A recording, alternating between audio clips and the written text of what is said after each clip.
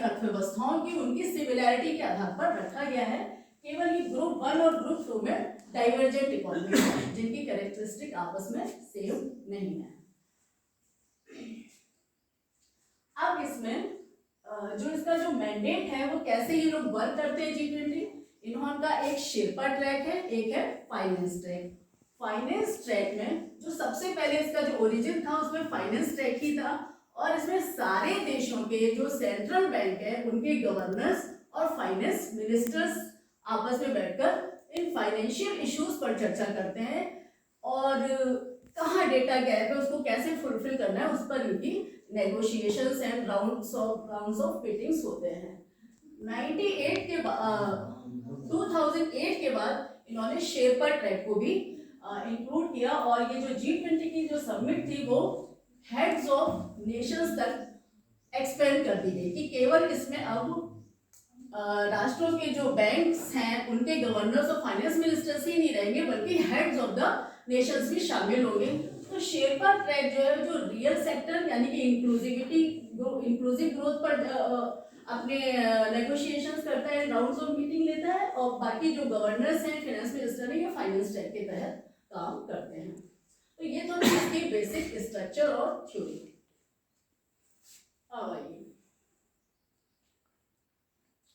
अब ये economic strength of G20 Nations, ये सारे जो ग्रुप ऑफ 20 नेशंस हैं इनकी इकोनॉमिक पावर के तभी कम्युनिकेशन टेक्नोलॉजी को ये माना गया कि वो इतने एडवांस है। इसी तरीके से जो इमेज नेट है वो एक ऑब्जेक्ट बेस्ड रिकॉग्निशन सिस्टम को डेवलप किया गया कि कैसे किसी चीज़ को देखिए, जैसे ह्यूमन है ना एकदम रिकॉग्नाइज कर लेता है, पैटर्न रिकॉग्नाइज करता है। AI इज डूइंग नाउ, ठीक है, आप शायद वैसे ना जानते हो लेकिन आप उसको यूज कर रहे हैं। जैसे हम बोलते हैं ना कि मीम्स वगैरह पे लिखा हुआ कि मैथमेटिक्स हम कहाँ यूज कर रहे हैं, साइन कॉस हम कहाँ यूज कर रहे हैं, लेकिन हम उसे यूज कर रहे हैं इनडायरेक्ट वे। सो रोबोटिक्स में यूज हो रहा है, सेल्फ ड्राइविंग कार्स में यूज हो रहा है, स्मार्ट असिस्टेंट में, हेल्थ केयर में, ऑटोमेटेड में, वर्चुअल बुकिंग में, सोशल मीडिया मॉनिटरिंग में and marketing, chatbots. So robotics में आते हैं सबसे पहले। तो रोबोटिक्स में जो सोफिया है वहाँ पे आप देख रहे हैं कि और कई सारी जगह पे जो रोबोट्स हैं वो यूज किए जा रहे हैं ट्रेनिंग के लिए। जैसे इसमें है कि जापानीज स्टूडेंट्स को इंग्लिश सिखाने में, या ह्यूमन ये जो वाइट में है ये है, इस रोबोट का नाम है पैप।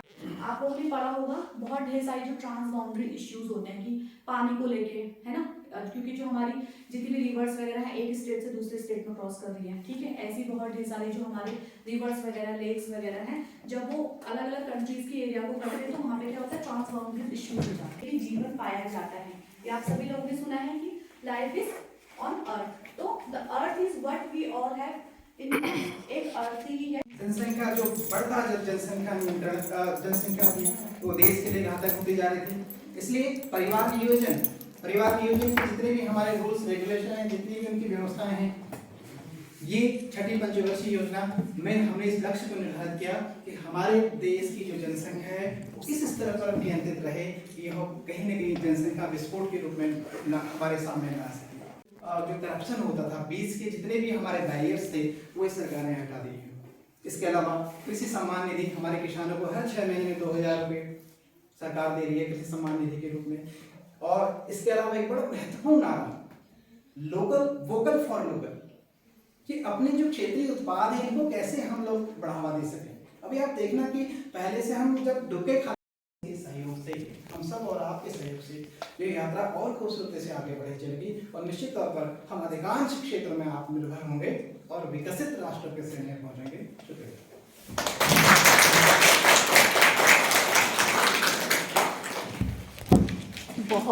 बहुत ही ज्ञानवर्धक डॉक्टर जगदीश का व्याख्यान था, और ये बहुत ही इन्होंने अपने बिजी शेड्यूल के दौरान इतना कॉन्क्रीट आपके लिए कंटेंट प्रस्तुत किया है आत्मनिर्भर भारत की ओर।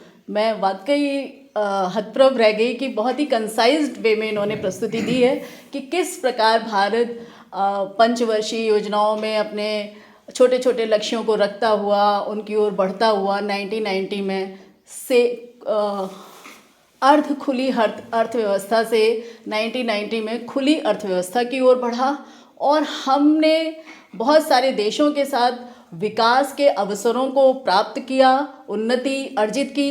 लेकिन इस दौरान जब हम समस्त देशों के साथ जुड़ जाते हैं, अर्थव्यवस्था को ओपन करने का अर्थ है कि हम जो नागरिकों का, सामानों का, सेवाओं का एक दूसरे देशों के साथ इंटरलिंकिंग हो, मूवमेंट ऑफ रिसोर्सेज होने लगता है, संसाधनों का आवागमन होने लगता है। लेकिन इस बीच इनमें जहाँ पर अवसर हैं वहाँ पर इसके क्या कहना चाहिए, समस्याएं भी हैं, संकट भी है। क्योंकि अगर एक देश में संकट आता है तो उससे आपकी अर्थव्यवस्था बच नहीं सकती। इस आत्मनिर्भरता का अर्थ यही है कि विकास के इस दौर में जहां हमारी अर्थव्यवस्था बहुत अच्छी तरह से अन्य देशों के साथ इंटीग्रेटेड हो चुकी है, ऐसी स्थिति में जब भी किसी अन्य देश में कोई फाइनेंशियल क्राइसिस आई, चाइना से कोरोना वायरस की उत्पत्ति हुई, कहीं ऑयल शॉक होता है तो कहीं अफगानिस्तान में भूकंप आता है, इन शॉक्स के मध्य हमने इतनी रेजिलियंस डेवलप कर ली है अब, जबकि हम बहुत पिछड़े हुए देश से अग्रणी देशों की श्रेणी में खड़े हुए हैं, कि इन शॉक्स को झेलने की हमारे अंदर क्षमता आ गई है। हम मजबूत किसे कहते हैं? आयरन लेडी कौन होती? मजबूत इंसान कौन होता है? जो अपने ऊपर आई विपत्तियों को, मार को झेल सके। क्योंकि हर व्यक्ति तो सोल्जर नहीं बन पाता ना, हम और आप तो सोल्जर नहीं बन सकते। आर्मी में कौन जाता है? जो बहुत मजबूत होता है। तो आत्मनिर्भरता का अर्थ ये है कि भारत अब अंदर से काफ़ी मजबूत हो चुका है। लेकिन चूँकि हमारे यहाँ जनसंख्या बहुत ज़्यादा बढ़ती जा रही है तेज़ी से, इस मुद्दे पर हम बहुत गंभीरता से नहीं सोचते हैं। तो जहाँ विज्ञान और चिकित्सा के क्षेत्र में तो हमने बहुत अभूतपूर्व प्रगति की है, अंतरिक्ष में हमारे वैज्ञानिकों ने बहुत अच्छा काम हुआ है, वहीं हम मानवीय संसाधन जो आप सब हैं उनके विकास में अभी हम काफ़ी पीछे हैं। क्योंकि जो इसमें बहुत सारे मुद्दे हैं जिसकी ओर हम ध्यान नहीं देते। जनसंख्या एक फ्लोटिंग वेरिएबल है, आखिर कितने लोगों का विकास है, वो बढ़ता ही जा रहा है। तो जो रिसोर्सेस होते हैं ना, बहुत थिनली स्प्रेड होते जाते हैं। तो आत्मनिर्भरता के लक्ष्य को या पूरी तरह से विकसित श्रेणी देशों की श्रेणी में खड़े होने के बीच हमारे पास बस यहीं पे एक कमी रह रही है कि किस तरह से हम पॉपुलेशन कंट्रोल कर पाएँ, जिससे जो रिसोर्सेज हैं जो बहुत कम मात्रा में लोगों को तक पहुंच पाते हैं वो थोड़ा सा थिक हो जाएं। यदि यहाँ तक हम पहुँच गए, अगर हमने इस क्षेत्र पर विजय पाली, तो निश्चित ही रूप से भारत विकसित देशों की श्रेणी में आगे 20 सालों के अंदर अपने आप को खड़ा पाएगा। और हमें सुरक्षा परिषद की जो अगर वहाँ पर स्थायी मेंबरशिप मिल गई तो फिर इससे बड़ी उपलब्धि भारत के लिए कोई नहीं होगी। तो इस बार के जो G20 की जो मुहिम है वो भारत इसी क्षेत्र, मतलब यही इसका मेन टारगेट है कि हम अपनी ऐसी भूमिका इसमें रख सकें इस बार की मीट में कि इस लक्ष्य को पास आत्मनिर्भरता के साथ हमें सुरक्षा परिषद में अपनी सदस्यता को भी सिक्योर करना है। Thank you doctor Jagdish. मुझे लगता है मैं ज़्यादा बोल गई क्योंकि आपने पंचवर्षीय योजना का मुद्दा लिया और चूँकि मेरे सब्जेक्ट से रिलेटेड है तो वो स्वतः चीज़ें निकलने लगती हैं ना। आत्मनिर्भरता और स्वतः दोनों शब्द आपस में इंटर रिलेटेड हैं। Okay, thank you so much. अच्छा हाँ, कल का जो आपका टॉपिक है आप लोग मिस मत करिएगा, है ना। हर दिन अलग अलग मत आइए, खूब सारे बच्चे आइए। कल का आपका टॉपिक है information technology and higher education, अर्थात उच्च शिक्षा में ये जो आपकी सूचना क्रांति है, मैं भूल गई, सूचना एवं प्रसारण जो तकनीक है उसका कितना प्रयोग हो रहा है, कहाँ तक पहुँच चुकी है। और दूसरा आपका विषय है जो आप लोगों से संबंधित है, महिला सशक्तिकरण। सूचना क्रांति पे डॉक्टर तारा भट्ट मैम आपके सामने अपना व्याख्यान देंगी और महिला सशक्तिकरण पर डॉक्टर ममता गौड़ आपको बताएंगी कि हम लोग कहाँ तक पहुँच चुके हैं और कहाँ तक जाना बाकी है। ठीक है, आप लोग अवश्य आइएगा कल। स्वागत है आपका। मैंने आपको कई एग्जांपल्स दिए कि क्या एडवांटेजेस है। It enhances the mode of communication को बहुत बढ़ा देता है। केवल क्लास में चॉक और डस्टर पढ़ाने के बजाय आपको हम डायग्राम दिखाएं, हम आपको पिक्चर दिखाएं, हम आपको वीडियो दिखाएं, हम आपको ग्राफ दिखाएं, तो ये सारी चीज़ें दिखा के आपका कम्युनिकेशन का मोड जो है वो इंक्रीज हो जाता है। फिर कॉस्ट एफिशिएंट क्यों है, ये सबसे बड़ी बात है। जिस समय कोविड था उस समय आप सब लोगों ने घर में बैठ के पढ़ाई की ऑनलाइन माध्यम से, तो उसमें क्या था, देखो आपके आने जाने का खर्चा बच गया। अगर वो कोई जैसे कोविड के टाइम पे वर्क फ्रॉम होम की टेक्निक बहुत चली थी। जितने भी कंपनीज थे उन्होंने अपने सारे एम्प्लॉयज को वर्क फ्रॉम होम की परमिशन दे दी थी। तो देखो, और कई लोगों ने अपनी कंपनीज बंद कर दी थी। तो देखो, उतने बड़े सिस्टम का किराया खत्म हुआ। जो आप एक एक व्यक्ति को बैठने के लिए कैबिन देते हैं उसका खर्चा खत्म हुआ। टेबल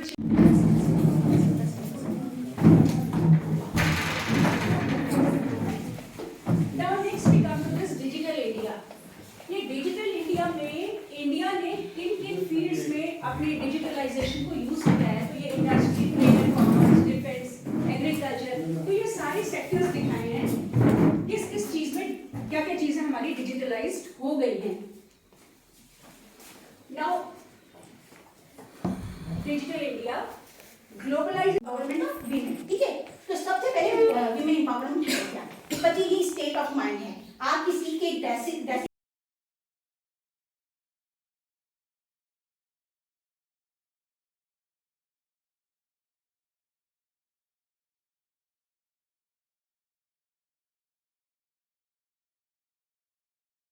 तो हम लोग तो उसको बना ही रहे हैं। तो आप लोगों को देखना है, सीखना है, समझना है। और कल हो सकता है, कल हम जब कोई और लेक्चर सीरीज करें, आप लोगों में से भी कोई प्रेजेंटेशन दे सकता है। आप गाइड ले सकते हैं अपने सर से, मैडम से, कि हम कैसे इसको हम भी इस टॉपिक पर करना चाहते हैं, कैसे करेंगे, पावर पॉइंट प्रेजेंटेशन कैसे तैयार करेंगे। तो ये भी आपको अवसर मिलेगा, ठीक है। तो मैं आप सबको शुभकामनाएं देता हूँ। हमारे जो जितने भी जिन्होंने यहाँ पर लेक्चर दिए हैं, काफ़ी अच्छे टॉपिक हैं। डॉक्टर ममता मैडम ने बहुत ही अच्छा प्रेजेंटेशन दिया यहाँ पर, मुझे अच्छा लगा।